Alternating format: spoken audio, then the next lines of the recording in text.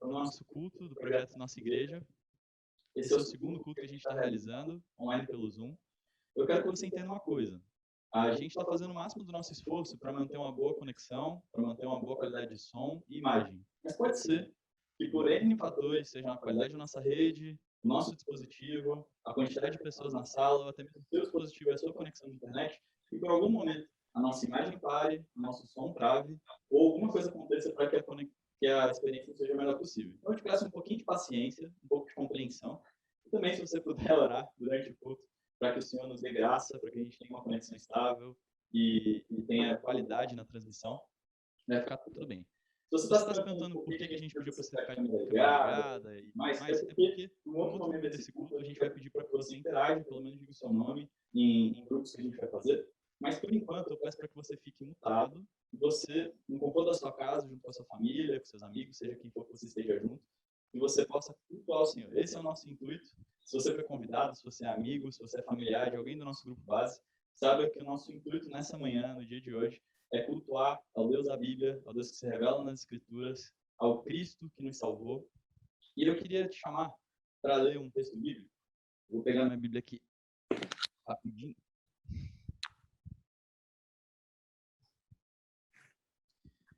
E acredito eu que comunica muito ao tempo que a gente vive. Diz o salmista: esperei confiantemente pelo Senhor. Ele se inclinou para mim e me ouviu quando clamei por socorro. Tirou-me de um poço de perdição, de um tremedal de lama, colocou-me os pés sobre uma rocha e me firmou os passos.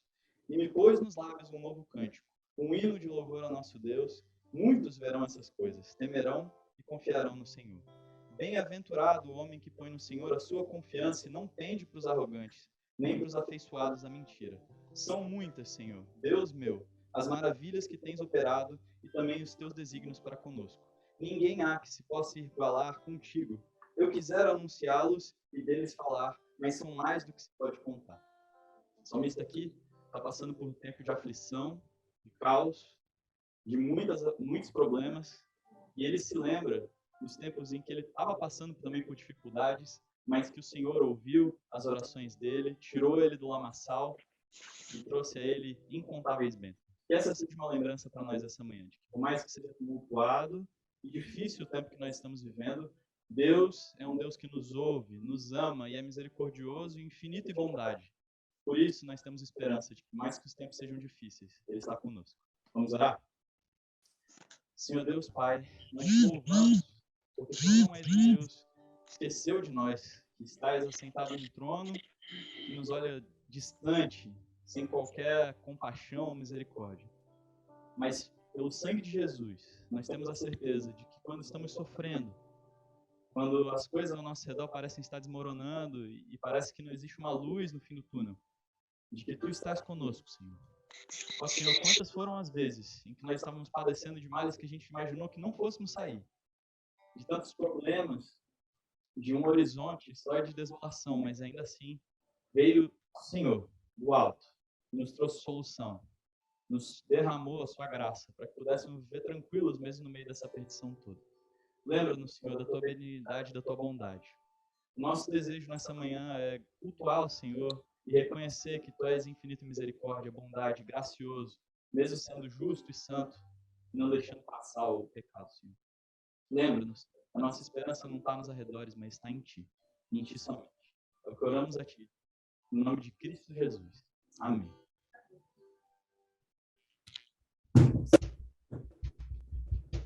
Esse é o culto do projeto Nossa Igreja.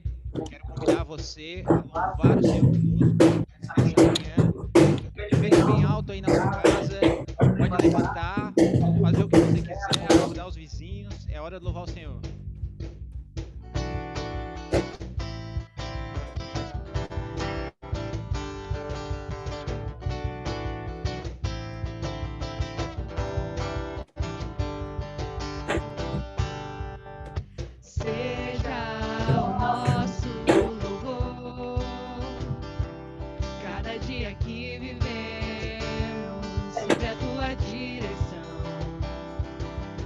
Seja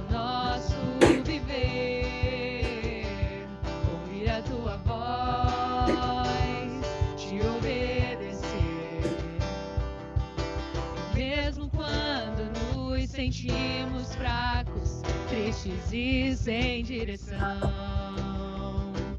Tu serás a nossa força e a nossa salvação. Tu serás a alegria do nosso coração.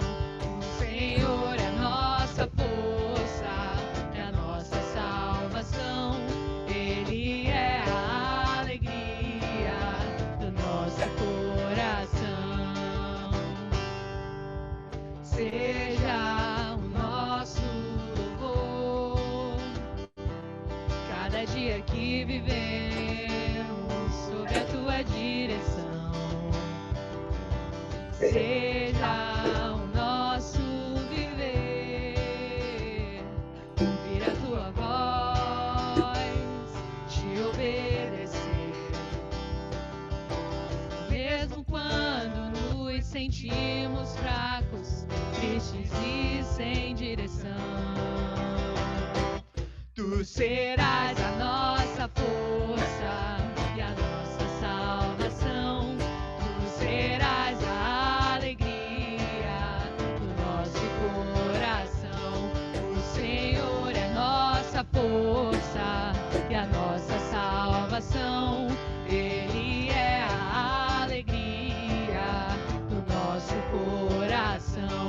Tu serás a nossa força e a nossa salvação. Tu serás a alegria do nosso coração. O Senhor é a nossa força e a nossa salvação. Ele é a alegria do nosso coração.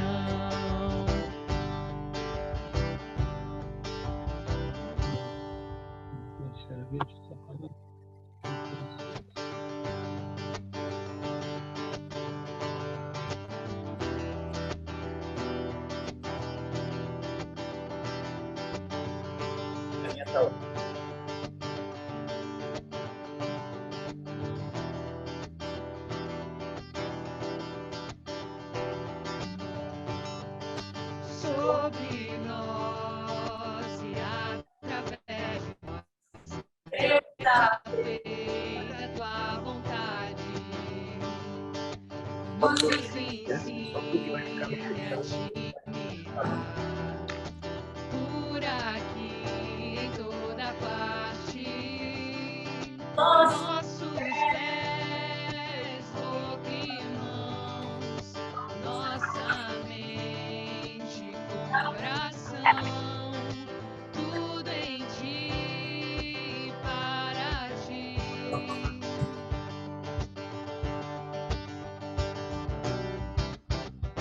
Venha sobre nós teu reino, faz brilhar em nós a tua luz. Quem pode esconder uma casa sobre o monte?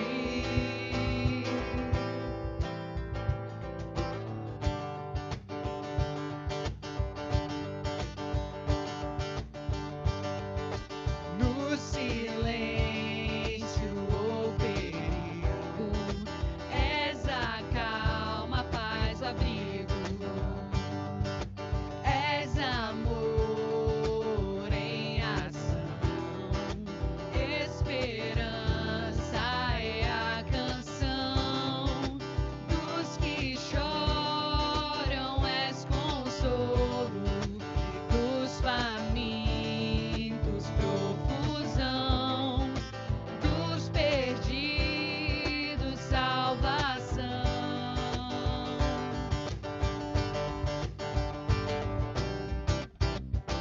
Venha sobre nós teu reino, faz brilhar em nós a tua luz. Quem pode esconder uma casa sobre o monte?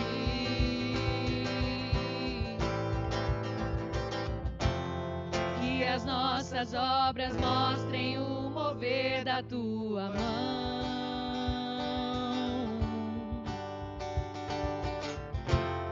como o sal que dá sabor e a luz que brilha aponta para o teu amor.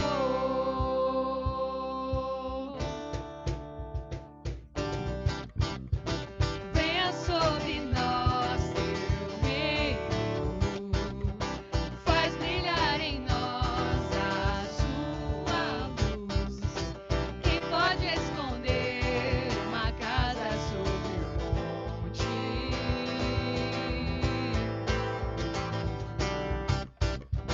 Venha sobre nós teu reino,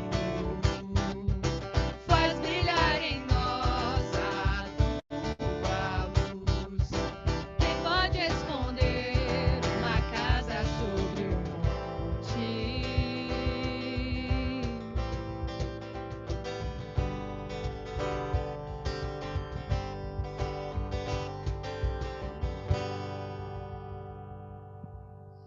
Olá, olá, bom dia, bom dia.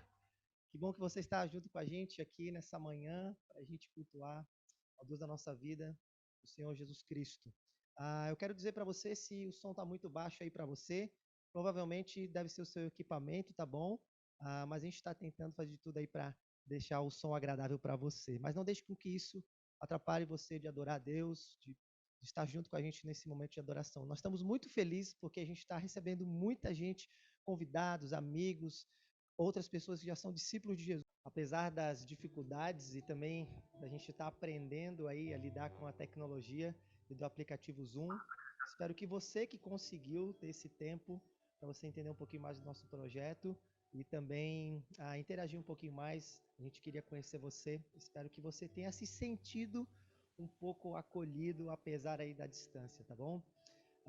Nesse momento a gente quer fazer um momento de intercessão. Nesse culto, a gente começou falando que Deus nos chama a comparecer na presença dele. E nós então falamos a Ele, adoramos a Ele através das nossas canções, através das nossas músicas. Mas agora eu quero que você saiba que Deus nos ouve. E é isso que a gente quer fazer. A gente quer lançar diante de Deus angústias, pedidos, anseios que estão no nosso coração, porque temos a certeza que Deus Ô, tá mutado, velho. Meu Deus. Ô, Joel. e com o coração contrito. Há um texto muito bonito de Jesus, lá no Evangelho de Mateus, esse discípulo que relatou esse texto, ele virou para os seus discípulos e disse: olha, não andem ansiosos por coisa alguma. Olhe para os pássaros, olhe para as flores. O Pai Celestial, que é o Criador de todas as coisas, alimenta e cuida cada uma delas. Quanto mais não faria por vocês, que são filhos de Deus. Então, com base nessa verdade de Jesus, de que nós não deveríamos andar ansioso e que nós deveríamos então lançar diante de Deus, que Deus conhece todas as nossas necessidades, eu queria interceder por você e queria chamar você. Se você tem alguma coisa para colocar diante de Deus, alguma situação, alguma questão que está tirando a sua paz, que está te trazendo angústia, eu queria pedir para você se colocar de pé aí no seu lugar onde você está, tá bom? Apenas como uma maneira de você se posicionar e dizer: Senhor, eu preciso que o Senhor intervenha nessa situação aqui, tá bom? Então, se você tem alguma questão que você precisa da intervenção de Deus, então peço para que você se coloque de pé e a gente vai orar todos juntos, tá bom? Senhor Deus, com base na verdade, da promessa, da tua palavra, daquilo que Jesus disse, eu quero te pedir que o Senhor olhe para o coração de cada um dos meus amigos e cada um que está aqui, Senhor, nesse encontro de adoração, neste culto de adoração a Ti. Cada um de nós temos questões, anseios, situações difíceis, temos coisas que nos tiram a paz, que nos deixam ansiosos, Senhor. E nós queremos agora te pedir que tu tenhas misericórdia e que o Senhor olhe com bondade para cada situação. O meu pedido, junto com cada um, é que tu venhas com a tua mão e intervenha em situações. Que o Senhor fortaleça, que o Senhor mude, que o Senhor intervenha, Pai. Eu te peço que de maneira bondosa tu se manifeste a cada um desses meus queridos irmãos e amigos que se posicionaram diante de ti. Mas também nós confiamos na tua soberania, no teu governo. E te pedimos que o Senhor nos dê paz, nos dê força e ânimo caso essas situações ainda se mantenham. Abençoa, Senhor, cada um que está aqui. E toda essa minha oração, todo esse meu pedido que eu não faço no nome de ninguém aqui, mas único e exclusivamente com base no nome do nosso Salvador, o Senhor Jesus, o Cristo. E que assim seja. Amém. Continue adorando, continue cantando. Não deixe com que nada distraia você aí, para você cantar e louvar a Deus, tá bom?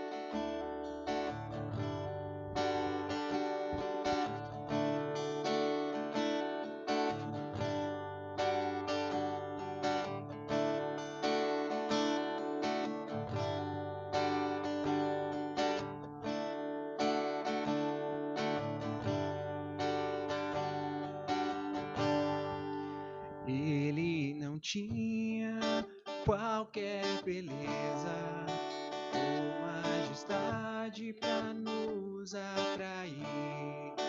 Nada havia em sua aparência para o desejar,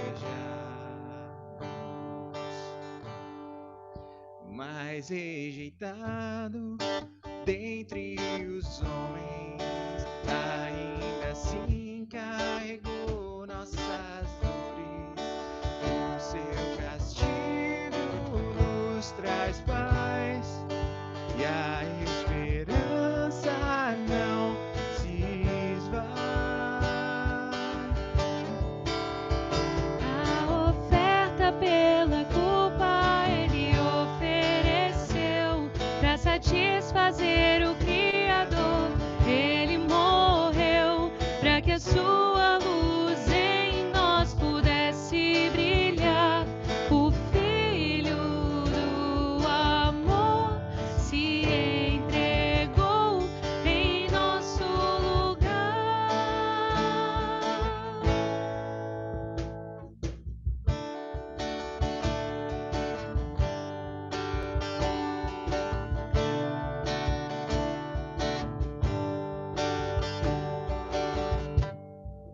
Mas rejeitado dentre os homens, ainda assim carregou nossas dores.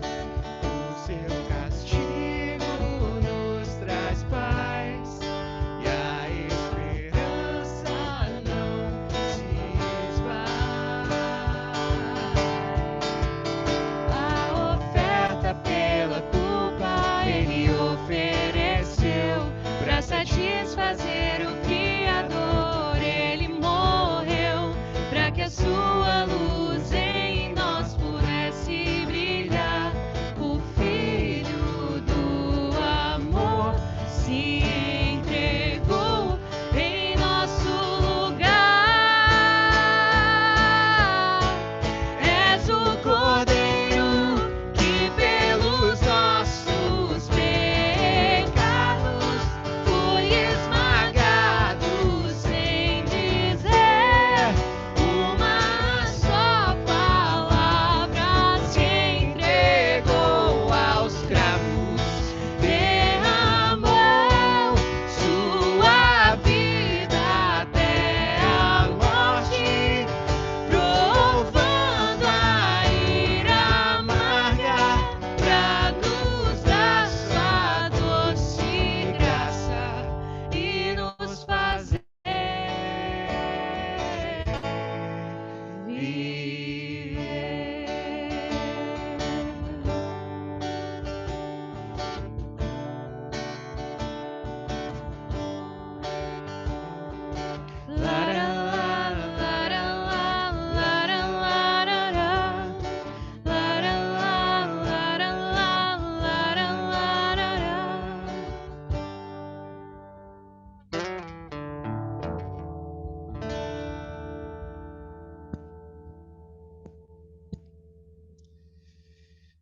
Muito bem, muito bem. Glória a Deus por isso. Chegou o momento, então, em que agora nós vamos ouvir a palavra de Deus. Eu quero dizer para você que está aqui com a gente, em que quero agradecer, na verdade, a sua disposição, a sua compreensão, a sua paciência, principalmente você que o O volume do som aí talvez oscilou, tá bom? A gente está aprendendo com isso tudo e a gente também está se esforçando aí para que a gente possa continuar nessa caminhada de aprendizado, de adoração a Deus. E eu quero agradecer você pela compreensão, tá bom, gente? Nesse momento nós queremos convidar você a abrir a sua Bíblia junto com a gente, se você tem. Se você ainda não é um discípulo de Jesus, está aqui com a gente, talvez não tenha uma Bíblia, eu quero pedir para que você ouça atentamente, a gente vai ler um texto bíblico. Nós estamos numa série aqui na nossa caminhada chamada Essencial. Essencial. O que Jesus espera ou deseja da nossa igreja, tá bom? E nessa série, nós estamos vendo com base num livro da Bíblia, o último livro da Bíblia, chamado livro do Apocalipse. Eu quero convidar você que tem uma Bíblia, a abrir a sua Bíblia no livro do Apocalipse, no capítulo 2. Para você que está chegando agora, esse livro foi escrito por um apóstolo, um discípulo de Jesus chamado João, e ele estava exilado por causa do Império Romano no primeiro século, e lá ele teve então uma revelação. O próprio Jesus aparece para ele de maneira sobrenatural, e então começa a dar uma série de ensinamentos e série de revelações para ele do que estava acontecendo naquele momento com o mundo e do que haveria de acontecer. Mas especificamente na região da Ásia Menor, onde atualmente é a atual Turquia, havia várias comunidades de discípulos de Jesus, a quem nós chamamos de igrejas, e elas estavam sofrendo debaixo da mão do Império Romano. E uma das coisas que Jesus faz para João é pedir para que João escrevesse cartas para orientar aquelas igrejas no momento em que elas estavam passando. E nós acreditamos piamente que essas cartas estão aqui no compilado da Bíblia, porque nós acreditamos que aquilo que Jesus falou para aquelas igrejas serve de maneira geral como princípios de condução, de organização e daquilo que a igreja espalhada no mundo inteiro e ao longo de todas as épocas também devem estimar e valorizar. Por isso que o tema é essencial. Aquilo que Jesus quer que nós tenhamos como essência como igreja. Nós já vimos a primeira carta da igreja em Éfeso, ok? Que Jesus enviou, foi no último culto que a gente fez, e a gente viu que o que Jesus falou para aquela igreja é que uma marca da igreja no mundo é o amor. E o título daquele sermão foi Sem amor, nada tem valor. Hoje, eu quero ver com vocês mais uma carta, que é a carta à igreja em Esmirna, que está no capítulo 2, do verso 8 ao verso 11, tá bom? E hoje, o que Jesus vai falar para essa igreja é sobre a fidelidade. Uma das marcas de uma igreja, de um apanhado de gente, de uma comunidade de discípulos de Jesus que querem, né, ser igreja. Se tem uma marca que eles precisam ter, além do amor, é a fidelidade. E o título desse sermão é Fidelidade em meio à hostilidade, tá bom? Fidelidade em meio à hostilidade. Se você tem uma Bíblia, acompanha comigo, capítulo 2, do verso 8 ao 11. Se você não tem, ouça atentamente o que Jesus diz. Diz o texto assim: Ao anjo da igreja em Esmirna escreve: Essas coisas diz o primeiro e o último, que esteve morto e tornou a viver. Conheço a tribulação pela qual você está passando, a sua pobreza, embora tu sejas rico. E conheço a blasfêmia dos que se declaram judeus, mas não são, sendo isto sim, sinagoga de Satanás. Não tenha medo das coisas que você vai sofrer. Eis que o diabo está para lançar alguns de vocês na prisão, para que vocês sejam postos à prova e passem por uma tribulação de 10 dias. Seja fiel até a morte, e eu lhe darei a coroa da vida.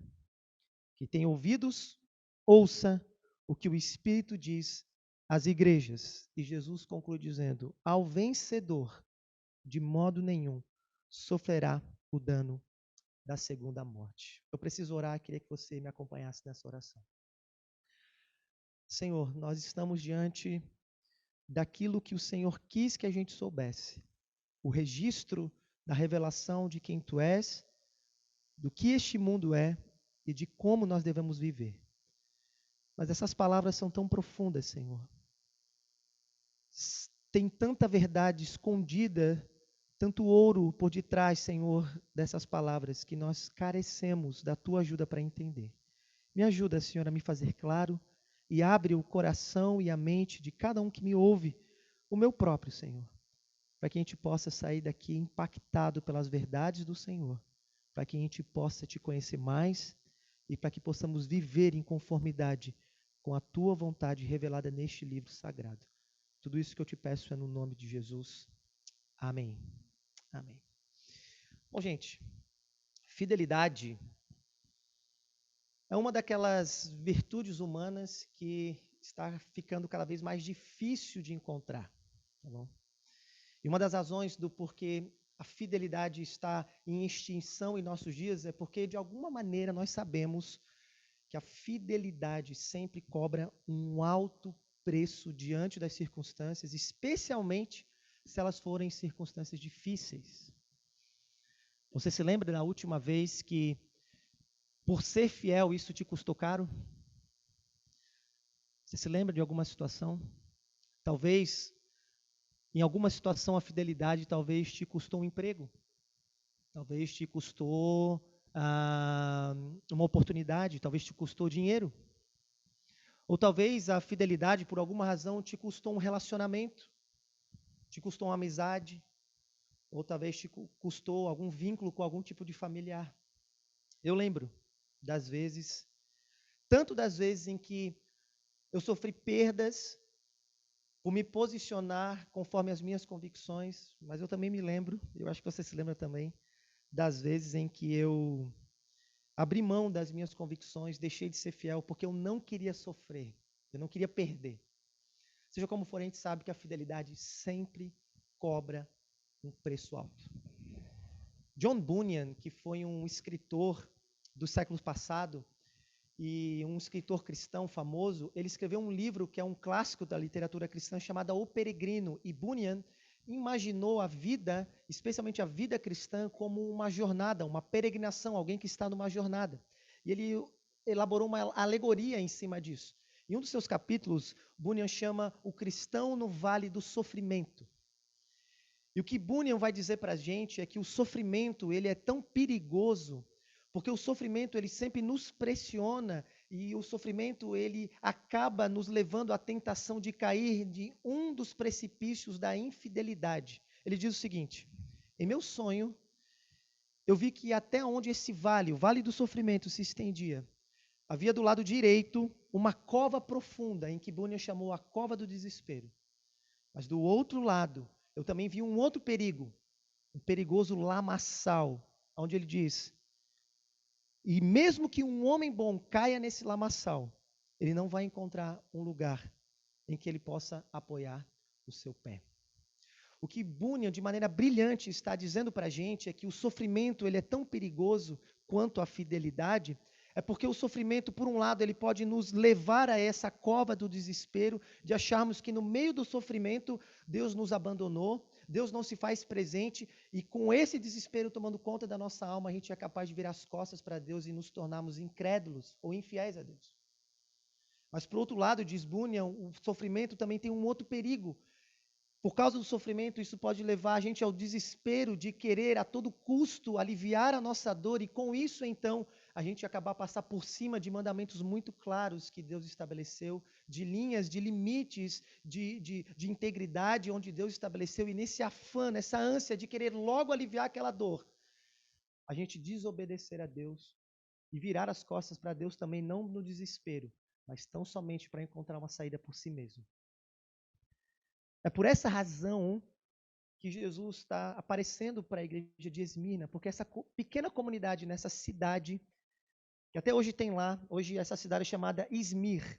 A palavra Esmirna significa amarga, uma erva amarga, o que é curioso diante da carta, porque era exatamente essa situação que aquela igreja, aquela pequena comunidade estava sofrendo. Eles estavam amargando a dor do sofrimento. Eles estavam sendo tentados diante do sofrimento a abandonarem a Deus.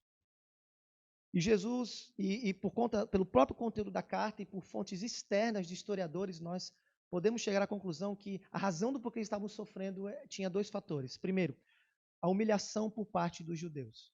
Naquela cidade havia uma rica comunidade de judeus, e o próprio texto diz que esses judeus estavam blasfemando contra os cristãos, ou seja, eles estavam difamando os cristãos. Eles estavam inventando narrativas falsas sobre quem eles eram, o que eles faziam, estavam queimando a imagem dos cristãos na cidade. E isso estava fazendo com que os cristãos perdessem oportunidades de emprego, perdessem oportunidades de negócio. E essa injustiça de difamação estava levando eles à pobreza. Mas não apenas isso, a história também nos diz que eles também estavam sofrendo com a perseguição dos romanos. Os próprios judeus estavam denunciando os cristãos para as autoridades romanas. E então os romanos estavam perseguindo todo aquele que se identificava como discípulo de Jesus, estava confiscando os seus bens, estavam prendendo-os e muitos deles já tinham experimentado a morte, a pena de morte na mão do Império Romano. Historiadores dizem que no ano 165 a.C., o Império Romano construiu em Esmirna um templo de adoração a Roma, a cidade de Roma, a capital, como uma própria divindade, e aquilo era uma atração turística para a cidade. Mas os cristãos que se recusavam a se curvar diante de Roma como uma divindade, diante do imperador como uma divindade, porque para um cristão nem a nação, para um cristão nem um homem e nem uma falsa divindade, ninguém irá roubar a centralidade de Jesus na sua vida. Isso estava fazendo com que os cristãos fossem perseguidos. Historiadores contam que milhares de cristãos em Esmirna foram lançados de cima de precipícios das montanhas de Esmirnas para serem mortos pelas mãos dos romanos. Então, todo esse sofrimento que eles estavam passando estava encurralando aqueles discípulos, aquelas pessoas pobres, simples, a abandonarem a Jesus e se desesperarem na sua fé. É por isso que o tema dessa carta é fidelidade. No verso 10, se você perceber, é isso que Jesus diz: seja fiel até a morte e te darei a coroa da vida. Por isso que o título desse sermão é Fidelidade em meio à hostilidade. O que Jesus está dizendo é como podemos ser fiéis a Deus em meio à hostilidade e o sofrimento do mundo. Nós aqui no Brasil, obviamente, ainda não estamos experimentando um tipo de perseguição dessa contra o cristianismo. Mas, à medida em que a sociedade ocidental está deixando de refletir os valores judaico-cristãos, à medida em que a nossa sociedade aqui no Brasil está abrindo mão de valores que vêm da fé cristã, se tornar um discípulo de Jesus neste mundo, nesse país, cada vez mais, será desconfortável e será passar por hostilidade. E é por conta disso que, enquanto eu preparava esse sermão, eu fiquei pensando que a gente não pode ser ingênuo de achar que esse texto não tem coisas preciosas para nos orientar. Eu penso que há duas situações em que esse texto ainda fala ao nosso coração. Primeiro, não seja ingênuo, você que está me escutando. Por mais que ainda nós não estamos experimentando uma perseguição estatal, ok? Não subestime o fato de que hoje já há, sim, situações em que você se posicionar ao lado de Jesus. Isso pode te trazer algum nível de sofrimento e algum nível de hostilidade. Como, por exemplo, comece a falar e se posicionar de que você é contra o aborto, por exemplo. De que para você a vida é uma dádiva de Deus e que ninguém tem o direito de ceifar a vida. Eu sei que o tema é complexo, mas se posicione como um cristão que acredita na vida. E você vai experimentar olhares, críticas e até mesmo hostilidade. Pessoas vão deixar de falar com você. Se posicione, por exemplo, que você é a favor da família monogâmica, que você é a favor das relações héteros. Você vai ver as pessoas começarem a te hostilizar, começarem a te olhar torto. Se posicione, por exemplo, contra a idolatria do Estado, de que você não acredita que o Estado deve dominar todo o mundo e que somente o Senhor, Deus, é soberano sobre tudo. As pessoas vão começar a te olhar torto, começar a ter reservas com você. Comece, por exemplo, a viver a sua vida conforme os valores da fé cristã no seu trabalho, como a verdade, como a justiça, como a integridade. E você vai ver que muitos de colegas do seu trabalho que são pragmáticos, que querem manipular as situações para seu próprio benefício. E você vai ver pessoas puxando o teu tapete, pressionando você para entrar no clã. Há inúmeras situações em que já há hoje momentos em que, se você se posicionar ao lado de Jesus, você corre risco de sofrer. Mas a segunda razão porque esse texto ainda fala ao nosso coração é porque Por mais que talvez a gente não sofra, talvez um sofrimento vindo de perseguição, de hostilidade, a segunda coisa que eu quero que você saiba é não subestime o poder que o sofrimento tem, seja ele de qual natureza for, de solapar a sua fé, de corromper a sua crença, a sua confiança em Deus. Não subestime o poder que o sofrimento tem de, sem você perceber, você está se afastando de Deus por causa do sofrimento. É com base nisso, então, nessa relevância que eu acredito, é que a gente pode aprender 3 verdades desse texto. E o meu objetivo nesta manhã, feito toda essa introdução, não é apenas mostrar para você o quanto a fidelidade é uma marca essencial de uma igreja, mas é mostrar para você como nós podemos ser fiéis hoje a Jesus em meio ao sofrimento, em meio à hostilidade do mundo. Eu penso que o que Jesus vai fazer com essa igreja é se manifestar a ela para fortalecer a fidelidade. E a maneira como Jesus faz isso é fazendo 3 tipos de manifestação. Se você tem um texto aí, acompanhe comigo, no verso 8 e verso 9, Jesus vai manifestar a sua presença em meio ao sofrimento.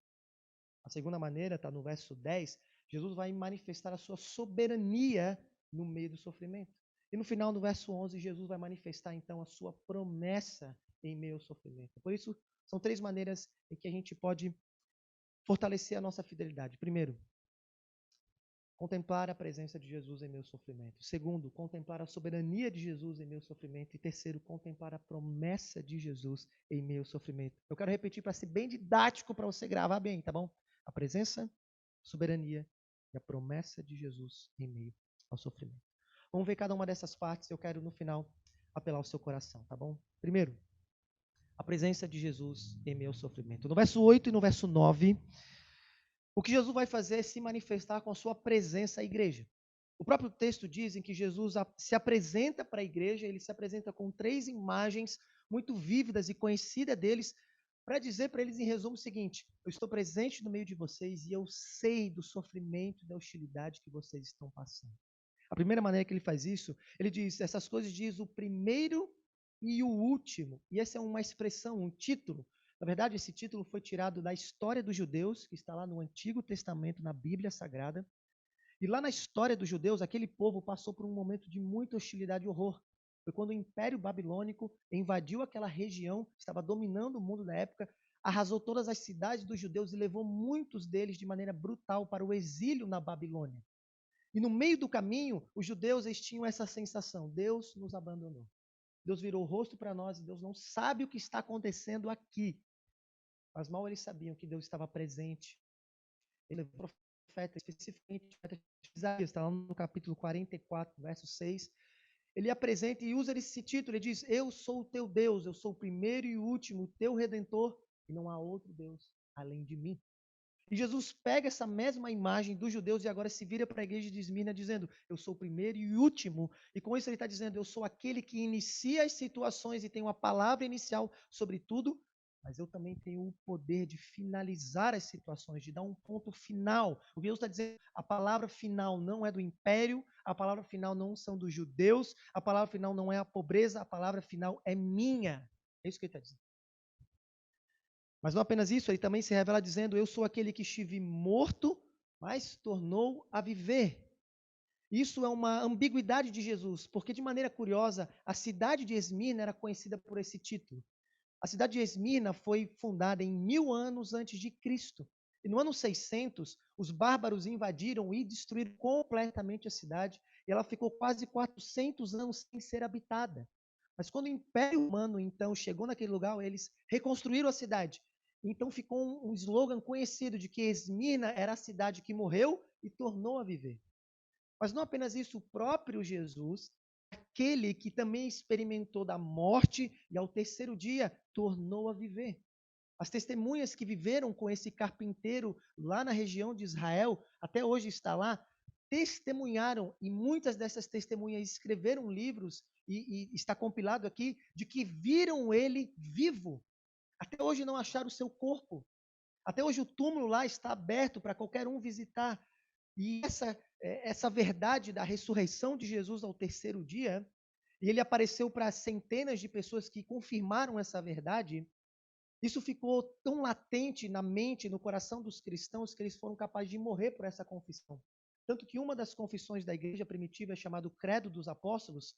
Numa das suas fórmulas é isso: creio em Jesus, o Filho de Deus, que foi crucificado, foi morto, foi sepultado, desceu à mansão dos mortos, mas ressuscitou ao terceiro dia. E Jesus pega então essa imagem para dizer: por mais que vocês passem pela morte nas mãos dos romanos, dos judeus, em mim vocês têm o poder de tornar a viver também. Continuem sendo fiéis. É isso que Jesus está dizendo para eles. Mas ele termina no verso 9 dizendo: mas eu conheço a sua tribulação, a sua aflição, eu conheço a sua pobreza. A palavra conhecer aqui no texto grego significa roida, significa alguém que contempla com os próprios olhos de perto, alguém que está presente e vendo com os próprios olhos. E é mais uma imagem de Jesus para lá a convicção de que ele está presente, contemplando e conhecendo cada aspecto da dor, da aflição, do sofrimento em que eles estão passando, para manifestar a sua presença, a fim de que eles possam se manter fiéis a Jesus. Então, com todas essas imagens e declarações, o que Jesus quer que eles vejam e o que ele quer que cada um de nós veja é que uma das maneiras em que a gente pode se tornar fiel a Deus é ter uma firme convicção da presença dele, na nossa história, na nossa vida, em tudo que está acontecendo ao nosso redor. Jesus sabe que quando nós perdemos de vista a presença de Deus, esse sentimento de pensar que Deus nos abandonou, de que Deus não conhece o que está acontecendo conosco, isso é um grande perigo para fazer a gente abandonar a fé, virar as costas para Deus e seguir o caminho da infidelidade. Ninguém melhor do que C.S. Lewis retratou isso. Esse sentimento de abandono de Deus, de desespero de pensar que Deus não está conosco. Quando ele perdeu a pessoa que ele mais amava, sua esposa, ele escreveu um livro chamado Anatomia da Dor. E Lewis retratou de maneira muito vívida como é lutar com essa sensação do abandono de Deus. Preste atenção no que ele diz. Ele diz assim: quando você está feliz, você nunca vai imaginar que um dia você possa precisar de Deus. Mas quando esse momento vem e você tem que se voltar para Deus, às vezes, sabe qual é o sentimento? Uma porta bem fechada na sua cara e a fechadura sendo trancada 2 vezes pelo lado de dentro. E a única coisa que você tem é silêncio. E Lewis está sendo muito sincero, dizendo: e parece que quanto mais você espera, mais o silêncio se torna aterrorizador. Você entende o ponto aqui? O que Jesus e que C.S. Lewis está nos dizendo é que o sofrimento, não seja ingênuo, não é apenas um problema. O sofrimento é perigoso para nós, para cada um de nós. Essa sensação de que Deus está fechando a porta na nossa cara e trancando, e você ouve o barulho da fechadura e parece que Deus está indo embora e você está lá clamando e pedindo, é perigoso, porque nos faz ter essa sensação: eu tenho que resolver por mim mesmo. Eu tenho que dar um jeito para as coisas. Esse desespero assola a nossa alma. Pense em quantas pessoas que você conhece que outrora eram firmes em Deus, eram pessoas religiosas, pessoas que se identificavam com a fé cristã, mas de repente, de uma hora para outra, abandonaram. O que aconteceu com elas? Há muitas razões para isso, mas uma delas, quando você vai investigar, elas não conseguiram lidar bem com o sofrimento. Pense em pessoas não religiosas, por exemplo. Pessoas que não acreditam na existência de Deus, de um Deus criador transcendente, que acreditam que tudo que existe é material, é matéria, e que o mundo é governado por leis físicas aleatórias num mundo de evolução. Pense qual é a resistência que elas têm de acreditar num Deus transcendente. Quando você conversa com elas, quando você conversa com as pessoas dessa cidade de Floripa, você vai perceber que sempre esse argumento vai vir, o argumento do problema do sofrimento. Elas dizem: eu não posso acreditar que existe um Deus lá fora com tanto sofrimento e com tanta injustiça e maldade nesse mundo. Eu não posso acreditar nisso. Eu sei que esse tema é bem complexo. Mas qual que é o pressuposto que está por detrás dessas mentalidades? De que se nós não sentimos a Deus, é porque Ele não está conosco, é porque nós estamos sendo moldados por uma cultura e uma sociedade que está nos levando a acreditar, a confiar nas nossas intuições. É uma fé cega em nós mesmos. Nós estamos sendo ensinados e educados pelas músicas, pelos filmes, pelos grandes formadores de opinião, de que nós devemos seguir o nosso coração, de que nós devemos confiar nos nossos sentimentos. E quando nós caímos nessa fé cega nos sentimentos, é óbvio, diante das circunstâncias, se nós não sentimos Deus, nós tendemos a achar que Ele não está ali.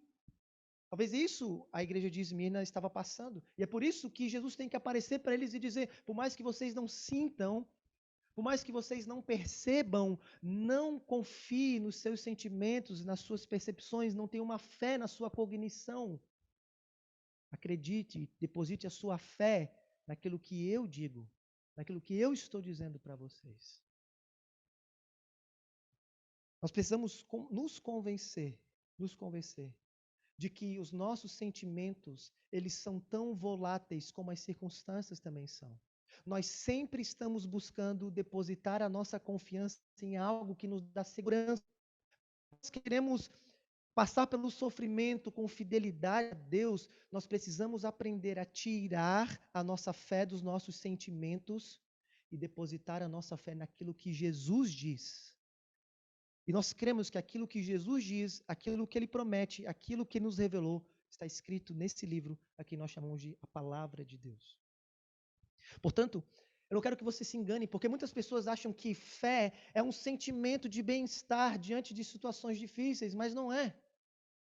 Apesar de que a fé tem o poder de regular as nossas emoções e calibrar os nossos sentimentos, a fé faz isso, nós não podemos confundir fé com sentimento. Um dos conceitos de fé que a Bíblia nos traz, a fé, grave isso, é a firme certeza das coisas que se espera e a firme convicção daquilo que não se vê. Isso é fé. A fé justamente existe para que você confie naquilo que Deus diz, ainda que você não sinta, ainda que você não perceba, ainda que pareça ser contraintuitivo. Isso é fé. Mas à medida em que você luta consigo mesmo, e à medida em que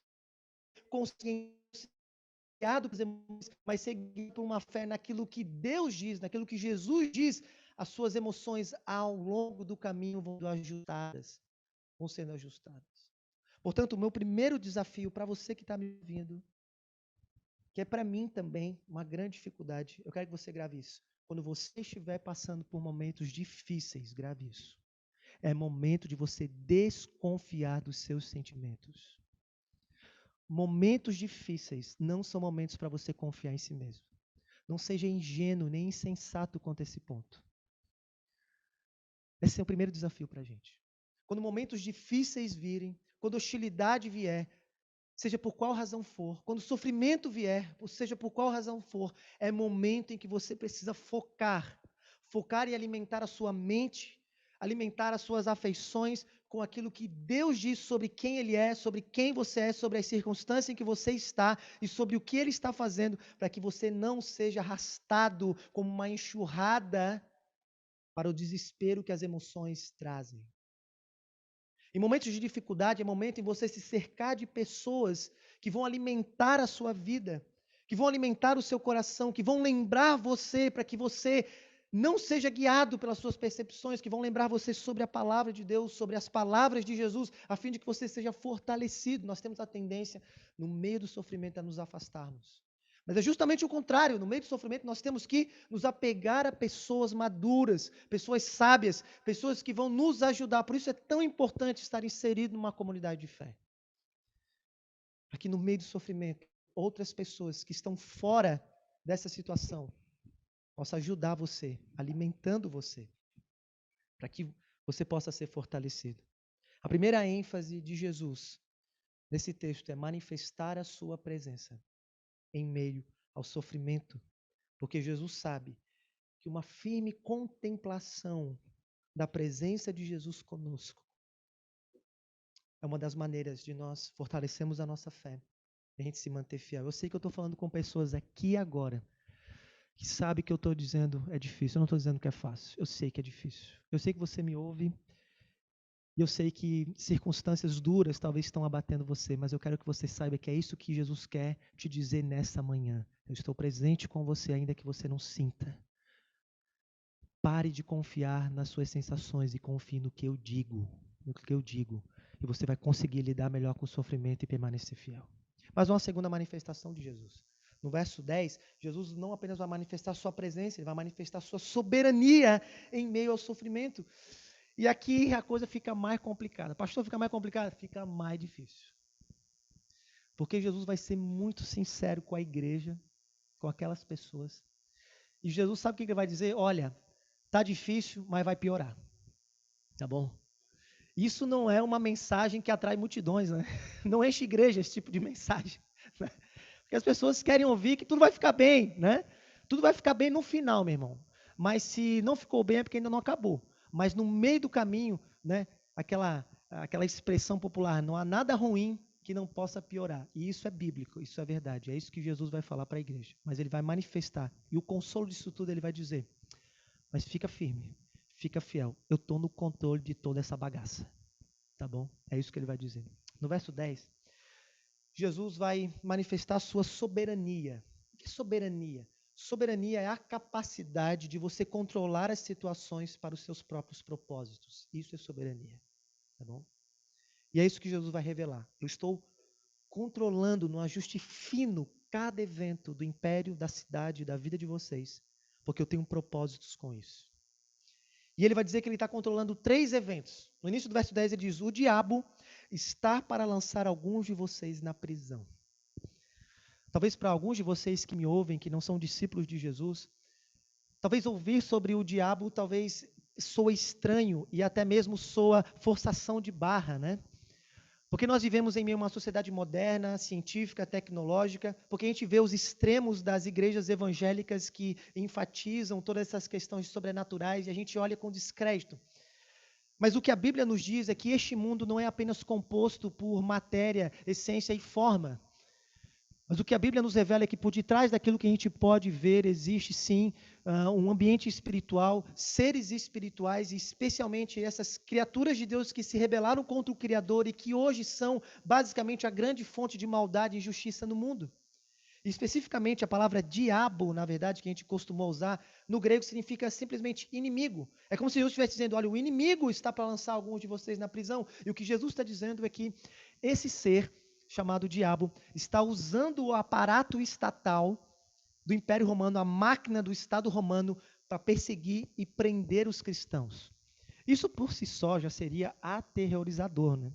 Mas isso ainda não é o pior. Sabe o que é o pior? Jesus está dizendo: não apenas eu sei disso, mas eu estou permitindo isso. Você entendeu? Jesus está dizendo: eu quero que vocês saibam o seguinte: o diabo vai fazer isso. E ele vai fazer não porque tão somente ele quer, mas ele vai fazer porque eu deixei. Como Charles Spurgeon e depois John Piper, grandes pastores evangélicos, falaram: o diabo é um cão raivoso, espumando, pronto a atacar qualquer um. No entanto, é um cão raivoso, limitado à coleira de Deus. É isso que Jesus está dizendo. A sua soberania. O que Jesus está mostrando é que ele é soberano. Mas ele continua, não apenas ele vai fazer isso, mas para que alguns de vocês sejam postos à prova. A expressão significa que não apenas o império, por detrás de inspiração espiritual demoníaca, vai prender os cristãos, mas alguns deles vão experimentar a morte. O que Jesus está dizendo: olha, alguns de vocês vão morrer e eu não vou livrar vocês. Vocês vão ter que passar por isso. Ser posto à prova é levar a sua confissão, a sua identificação com Jesus às últimas consequências, inclusive para a sua própria vida, por isso. Mas mais, o terceiro evento ele diz: mas para que vocês passem por uma tribulação de 10 dias. Tribulação de 10 dias. Há um debate teológico se são 10 dias literais ou 10 dias apenas figurado, mas seja como for, todo mundo concorda aqui. O que Jesus está dizendo é que tudo isso que está acontecendo não está descontrolado. Tudo isso que está acontecendo não está lançado ao acaso e nem à mercê da injustiça do mundo. Tudo isso está acontecendo porque eu estou controlando. E essas situações vão até onde eu dizer que vai. Não são 9 dias e nem serão 11 dias, serão 10 dias. Eu vou permitir e vou controlar com que o sofrimento se agrave na exata medida em que eu acredito que isso é importante para vocês. Eu sei que é duro, mas ao mesmo tempo que é duro, é consolador. Um dos argumentos acerca da existência de Deus é chamado o ajuste fino do universo. Significa que o universo está ajustado milimetricamente para que haja vida no planeta Terra. E nós acreditamos de que somente uma mente muito inteligente poderia ajustar finamente o universo para criar vida. Isso é uma das provas, uma das evidências da existência de Deus. Mas existe também o ajuste fino do sofrimento, onde nós devemos acreditar piamente em que não há nada de acaso na nossa vida.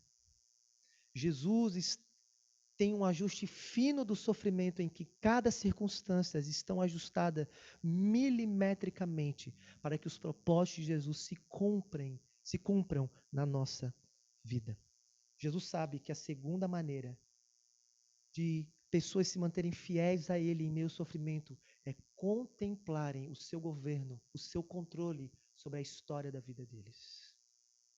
Porque Jesus sabe também que uma das maneiras de nós nos desesperarmos é termos a sensação de que a nossa vida está lançada ao acaso ou está nas mãos de outras pessoas ou de outras circunstâncias. O professor e filósofo popstar Leandro Carnal, numa palestra na PUC de São Paulo, falou exatamente isso que Jesus está dizendo.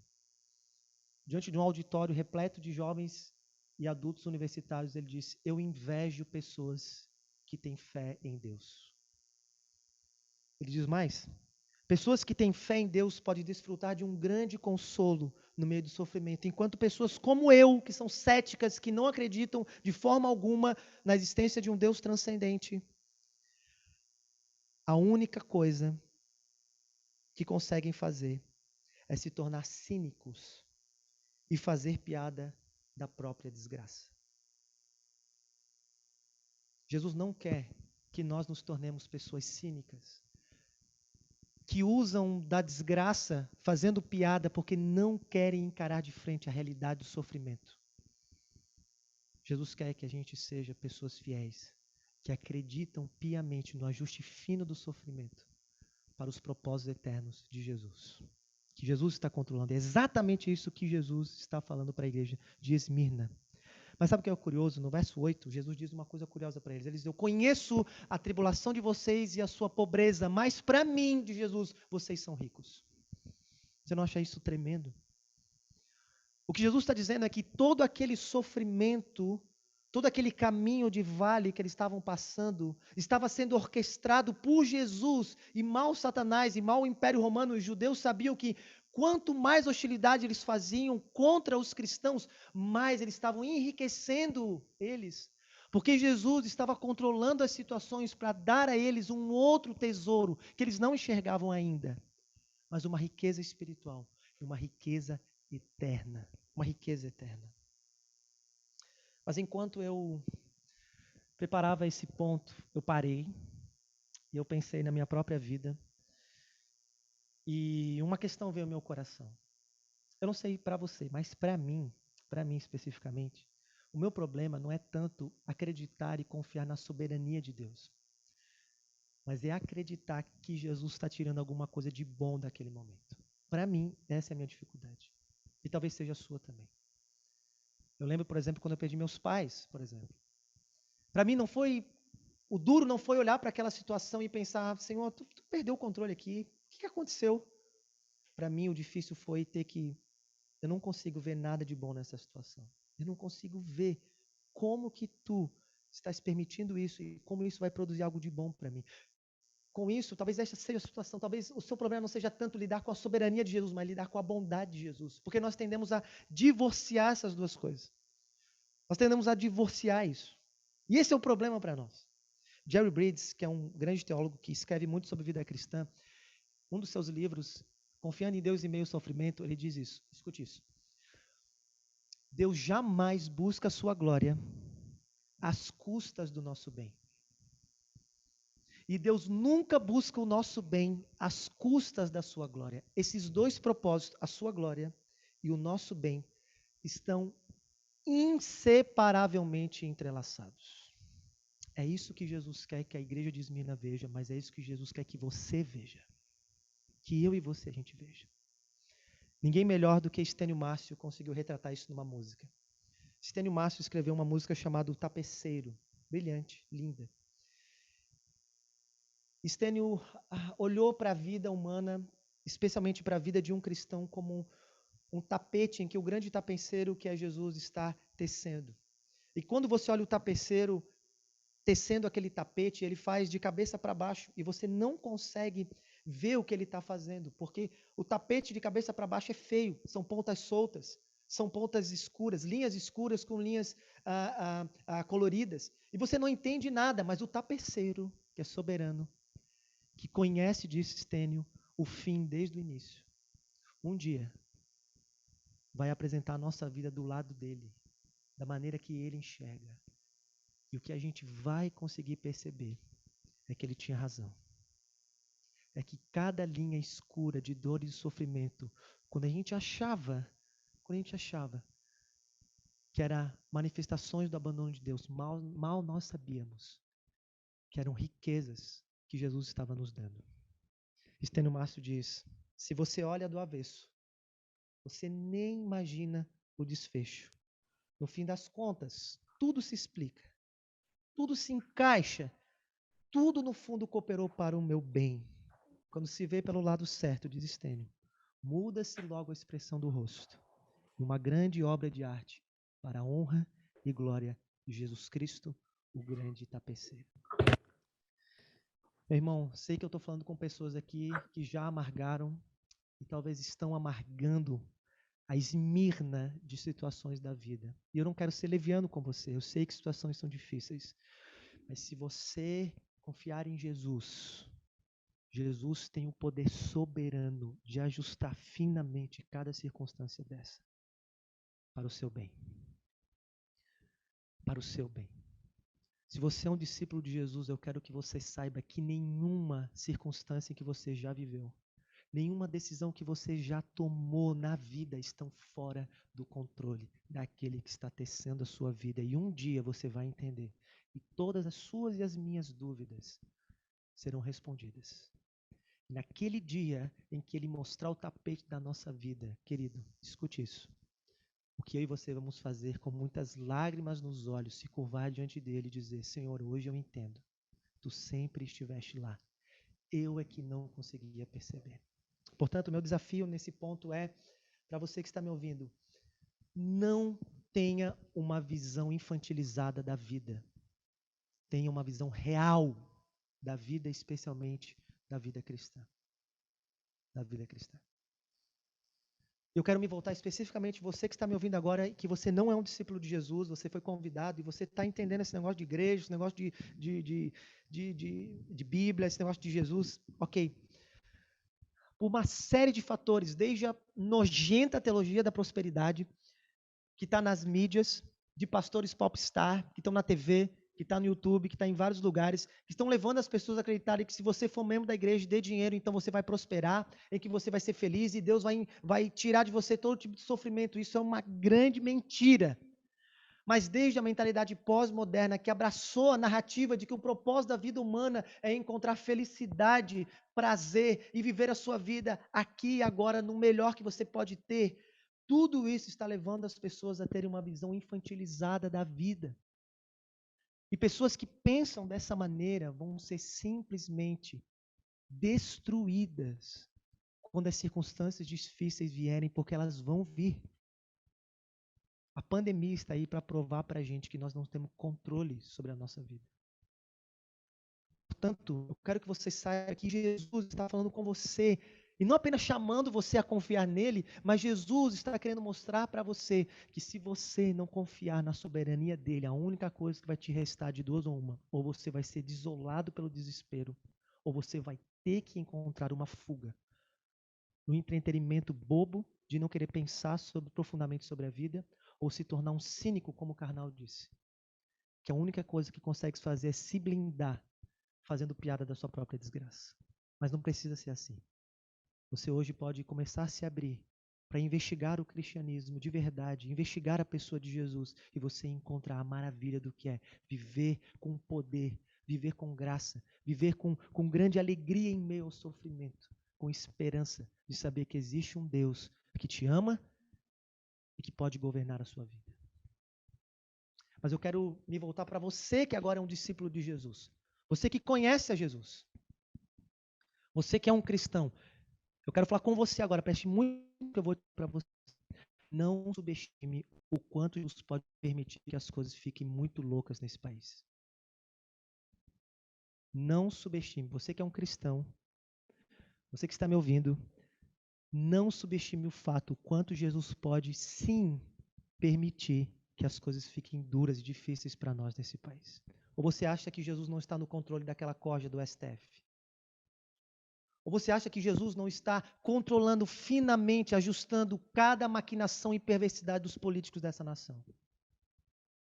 E se uma nova onda de Covid assolar esse mundo e a gente ter que enfrentar um novo lockdown que ninguém aguenta mais, o que nós, cristãos, vamos fazer?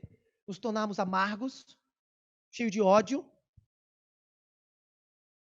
Nós vamos precisar nos voltar para a soberania de Jesus e confiar que se uma nova onda de sofrimento vir contra nós e se a hostilidade contra nós começar a se tornar sistemática e organizada, confiar que Jesus está controlando isso como controlou para a igreja de Esmirna, para o nosso bem. Não deixe com que as situações da vida, você que é um discípulo de Jesus, perca você de vista que não tem nada fora do lugar. Está fora do nosso controle, mas não está fora do controle das mãos de Jesus, que é soberana. Por isso, a segunda manifestação de Jesus, que Ele quer para você e para mim, para a igreja de Esmirna, é contemplar a sua soberania em meio ao sofrimento. E eu caminho para o final, a terceira. A terceira manifestação de Jesus é manifestar a sua promessa em meio ao sofrimento. Nós vimos a sua presença, vimos a sua soberania, agora a sua promessa. E ele termina no verso 10, verso 11, final do verso 10, verso 11, e Jesus diz: seja fiel e eu te darei a coroa da vida. E no verso 11 ele diz: ao vencedor,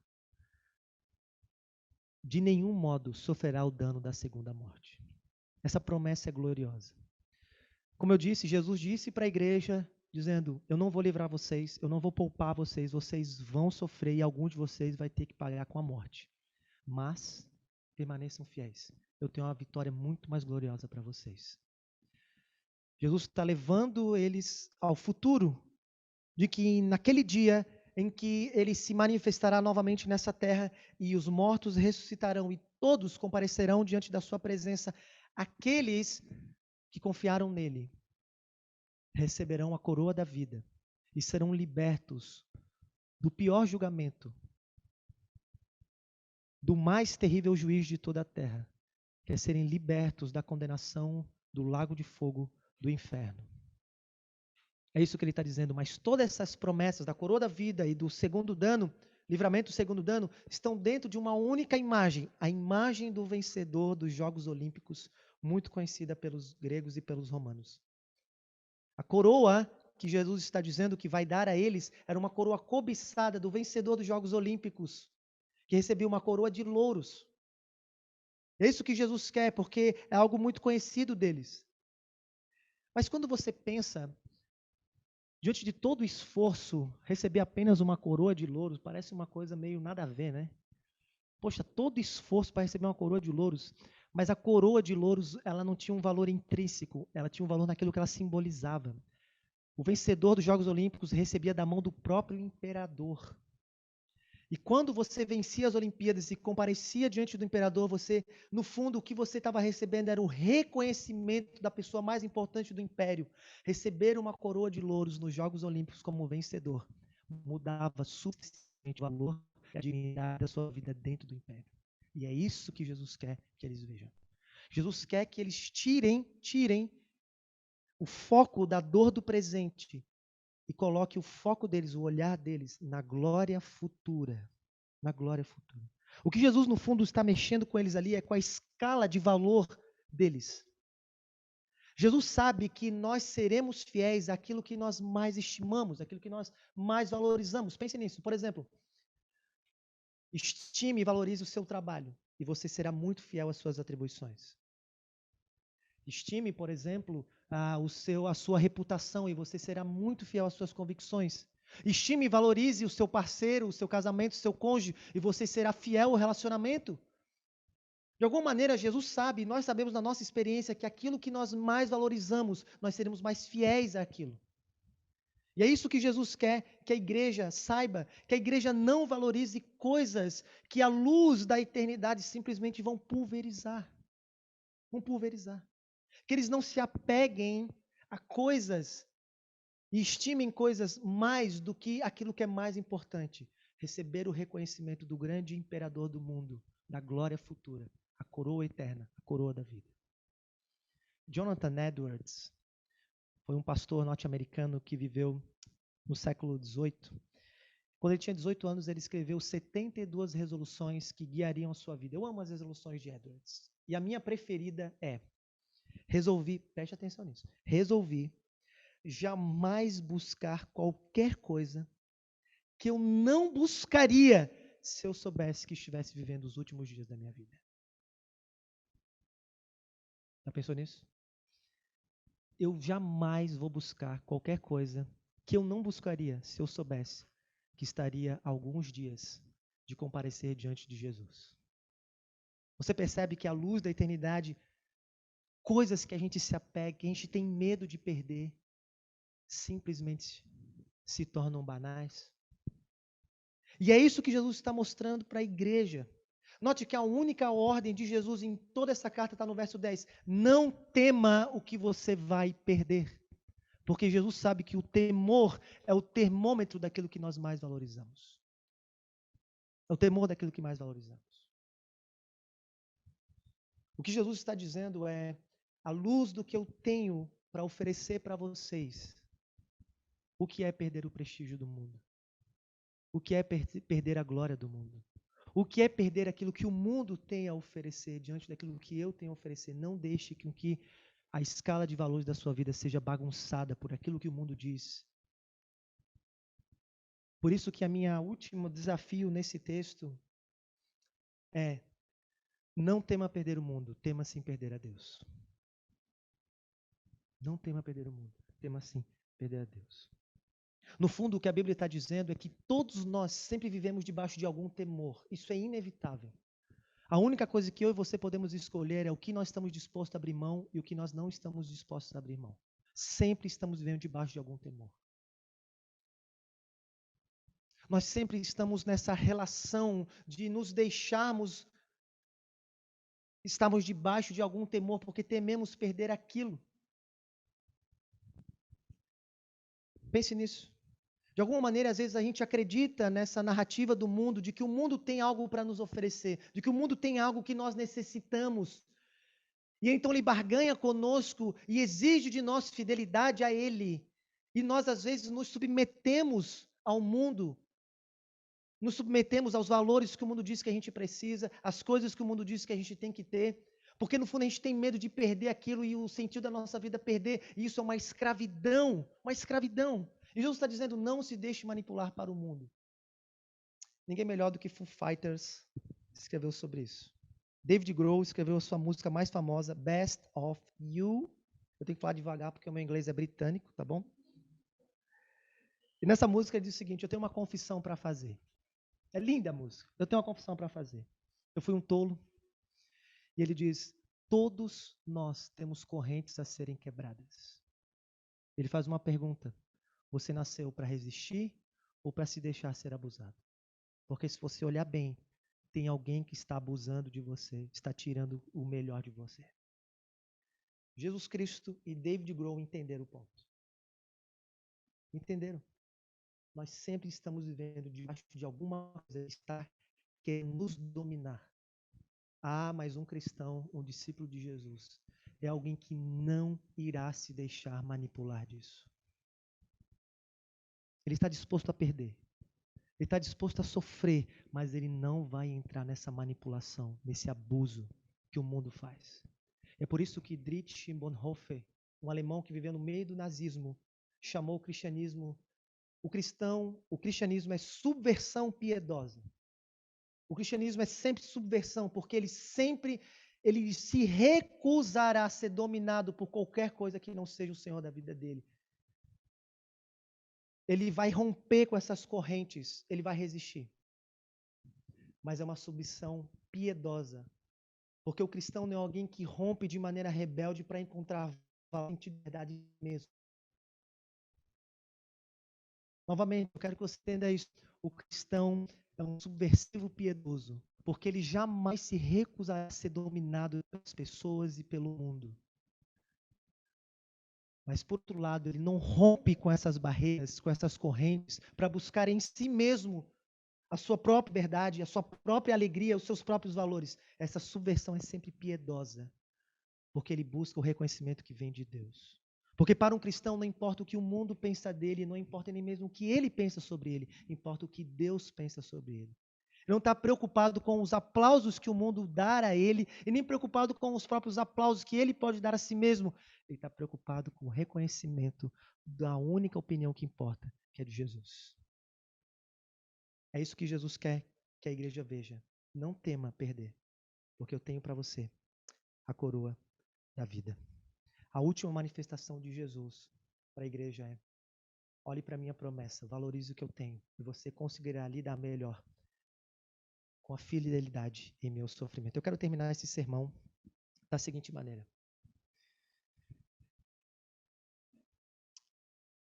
Essa carta é maravilhosa. São 7 cartas que 7 igrejas receberam. Nós estamos vendo uma a uma ao longo desse caminho, tá bom? São 7 cartas que receberam. E as únicas 2 igrejas que não receberam crítica nenhuma de Jesus, só receberam elogios, é a igreja de Filadélfia, se Deus quiser nós vamos chegar lá, e a igreja de Esmirna que a gente acabou de ler. Quando Jesus olhou para essa igreja, ele não viu nada que ele pudesse criticar. Mas isso aconteceu porque eles não eram bons? Porque eles eram maravilhosos? Ou seja, eles não tinham erro, desculpa? Não, não era por causa disso.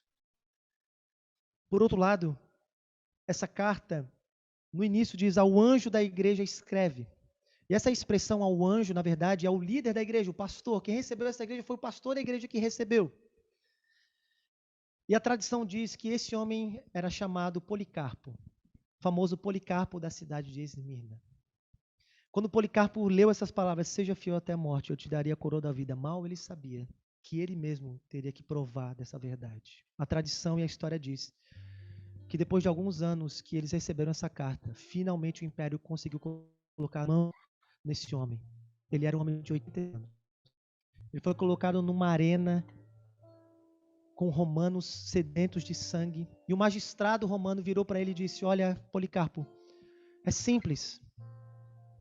Abandona essa crendice judaica. E eu vou te livrar, vou te dar um documento chamado Libernum. E você pode sair livre daqui. E Policarpo, um homem de 86 anos, possivelmente lembrou dessa carta. E a história, a tradição diz que ele olhou para o magistrado e para as pessoas e disse com muita convicção: 86 anos, eu servi a Jesus e ele jamais me abandonou. Como eu poderia negar ao meu Senhor e o meu Deus? Eu sou um cristão. E Policarpo foi queimado vivo, diz a história, na frente das pessoas aplaudindo. Aquele homem perdeu a glória do mundo, mas creio eu, será bem recebido na glória eterna. Mas eu não quero que você perca o ponto de vista. Talvez você olhe para a sua vida e eu olho para a minha. Quando eu olho para mim, vejo tantos episódios de infidelidade a Jesus. E eu olho para esses heróis de Esmirna, para Policarpo de Esmirna, eu olho para a minha vida e eu penso: Senhor, eu não sou nem um tiquinho do tamanho desses gigantes. E talvez essa é a pergunta que você está fazendo. E talvez você, no meio do sofrimento, você vacilou, você foi infiel a Deus, você se desesperou, como eu também já fiz. E a pergunta que fica: como Jesus, como Deus poderá nos dar aquela coroa no último dia para pessoas tão infiéis, tão vacilantes como nós? Essa é uma má notícia. Mas existe a boa notícia do evangelho cristão, das boas notícias de Jesus. Sabe qual é a certeza que a gente pode terminar esse sermão, que nós vamos alcançar essa coroa? não é porque nós seremos fiéis, não é porque nós nunca vamos vacilar, é porque o Jesus Cristo, o único Filho de Deus fiel que já existiu, quando teve a oportunidade de abandonar, fez a boa confissão perante Pôncio Pilatos e perante os judeus. E a fidelidade dele levou ele à morte numa cruz sangrenta. E agora, com essa confiança de que por causa da fidelidade de Jesus, nós podemos herdar aquela coroa, nós temos um poder maior, uma motivação maior, uma alegria maior de permanecermos fiéis a Jesus. Não apenas para que a gente possa botar a mão naquela coroa, aquela coroa já está garantida, mas para que a gente possa seguir o caminho do nosso Salvador. O Filho de Deus fiel, que entregou a sua própria vida para nos conquistar o direito de herdarmos a eternidade com Ele. Por isso, eu queria que você, enquanto você escuta essa canção, você feche seus olhos e você pense nessas palavras, e depois da canção eu quero dar alguns avisos e quero orar para cada um de nós aqui, tá bom? Escute essa canção, pense em tudo que foi dito, depois a gente volta aqui e eu quero orar pela sua vida, tá bom?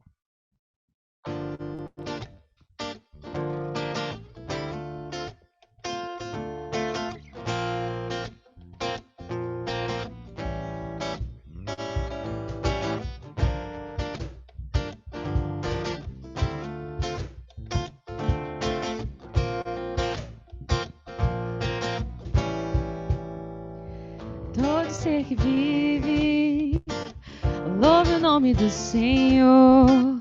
Toda criatura se derrame aos seus pés.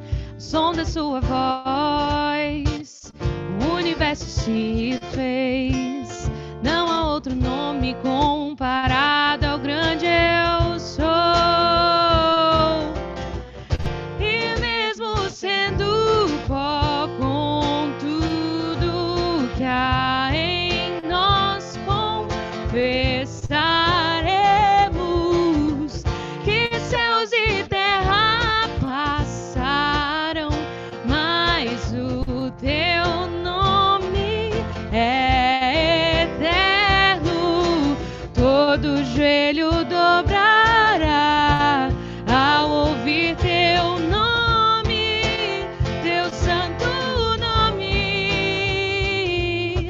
Todo ser confessará, louvado seja teu nome, teu santo nome.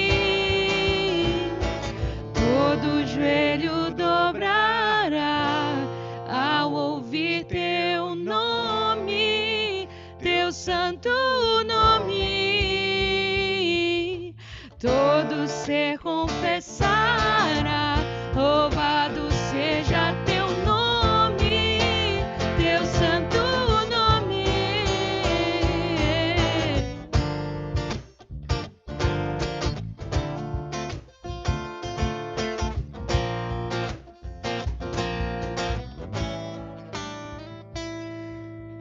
Eu sei que há dois tipos de pessoas que me ouvem nessa manhã aqui. Primeira, se você é alguém que está entendendo sobre a fé cristã, sobre Jesus, eu quero encorajar você a continuar nessa caminhada com a gente.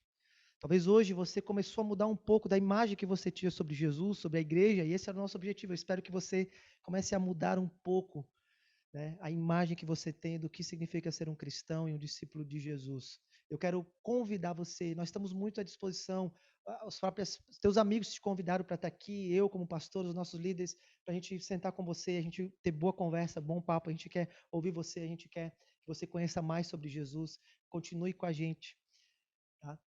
Mas existe outro tipo de pessoa aqui, que são pessoas que já são discípulos de Jesus, e talvez durante esse sermão você chegou à conclusão que talvez por causa da dor você rompeu com algumas coisas. Eu quero encorajar você a fazer caminho de volta, a graça e perdão estendido a você, para que você volte a se fortalecer e volte a ser um cristão fiel, tá bom? Cristão fiel. Seja como for, eu quero orar por você. Feche seus olhos, deixa eu interceder pela sua vida. Senhor, obrigado. Obrigado pelo dia de hoje. Obrigado por todos os desafios de tecnologia que a gente tem. Eu espero que a tua palavra tenha alcançado os corações. Senhor, obrigado por nos dar a graça de ouvir a tua palavra. Palavras tão profundas e tão, às vezes, duras. Mas eu quero te pedir que o Senhor fortaleça a fé de cada irmão meu aqui que é um cristão verdadeiro. Ajuda-nos no nosso dia a dia, amanhã no trabalho, Senhor. Ajuda-nos amanhã com a família, com os amigos. Ajuda a gente, Pai. Fortalece a nossa fé e faz da nossa igreja uma igreja fiel, Senhor. Faz de nós, Senhor, uma igreja que não tem medo de perder a glória do mundo, com a firme convicção de que a coroa da vida está preparada para nós, Senhor. Ajuda outras igrejas nessa cidade, Senhor. Outros irmãos, outras comunidades de fé que estão lidando com todos os desafios desse mundo moderno, Deus, dessa pandemia. Ajuda os líderes, ajuda as outras igrejas, para que as igrejas do Senhor, que são verdadeiras nessa cidade, sejam igrejas fiéis ao Senhor também. Ó Deus, mas eu oro por cada um aqui, convidado e amigo, que tu desperte a mente, abra o coração e que o Senhor faça nascer nesse coração uma fé, uma convicção na pessoa de Jesus. Senhor, te pedimos que o Senhor abençoe a nossa vida, que abençoe a nossa semana e cada um de nós. A minha oração que eu faço é no nome fiel de Jesus, o nosso Salvador. Amém. Gente, eu tenho alguns avisos para dar para você, a gente está no final já. O primeiro aviso é, eu quero que você saiba que a gente está bem antenado, tá bom? Aos ditames aí da nossa cidade, como a pandemia, o vírus está se alastrando, a gente está vendo os indicadores, tá? E a gente está considerando tudo isso porque a gente quer logo, se Deus quiser, fazer um culto presencial. Vai ser maravilhoso encontrar você, por mais que talvez não vai dar para dar abraço, beijo, aquela coisa toda, mas vai dar para a gente estar junto, então a gente está acompanhando e a gente vai divulgando aos pouquinhos, tá bom?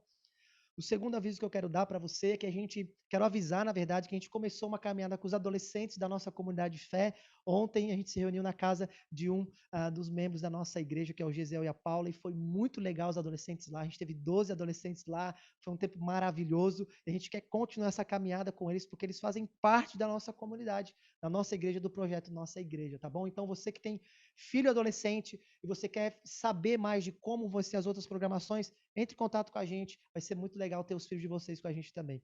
E o terceiro aviso que eu quero dar para você, todos vocês que estão aqui com a gente, vocês já foram inseridos e se vocês derem a liberdade para a gente, inserir você num grupo do WhatsApp, porque lá naquele grupo é um grupo de comunicação oficial, tá? A gente vai falar das nossas programações para que você possa estar com a gente. E uma das programações que a gente vai fazer a partir desse domingo é na quarta-feira, é um encontro de devoção que a gente está chamando.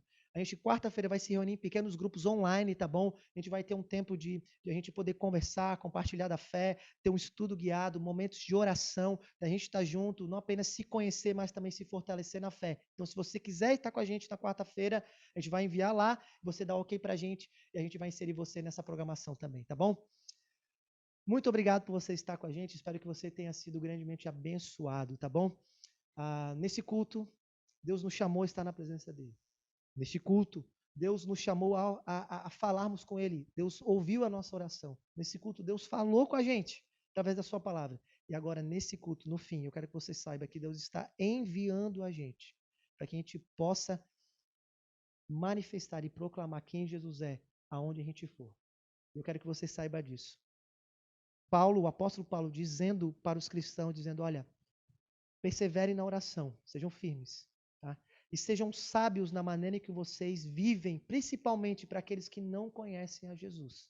Aproveitando as oportunidades e tendo sempre uma palavra temperada para responder a cada um que questionar a razão da sua esperança. Que você, meu querido amigo e irmão, que você seja uma resposta de Jesus nessa semana para as pessoas, que você sinta isso, que você está sendo enviado no poder do Espírito Santo para ser uma bênção e testemunhar de Jesus. Deixa eu abençoar você para a gente finalizar. Feche seus olhos nessa última oração. Senhor, eu quero abençoar como pastor dessa igreja, cada membro dessa igreja, cada discípulo de Cristo que está conosco aqui. Que o teu amor maravilhoso, que nos dá força, nos dá ânimo, que a graça de Jesus Cristo, nosso Salvador, que perdoa os nossos pecados e nos recebe, e que as benditas consolações do poder do Espírito Santo estejam com cada um, para que cada um aqui seja uma bênção e seja uma resposta de Jesus para este mundo, onde quer que eles forem.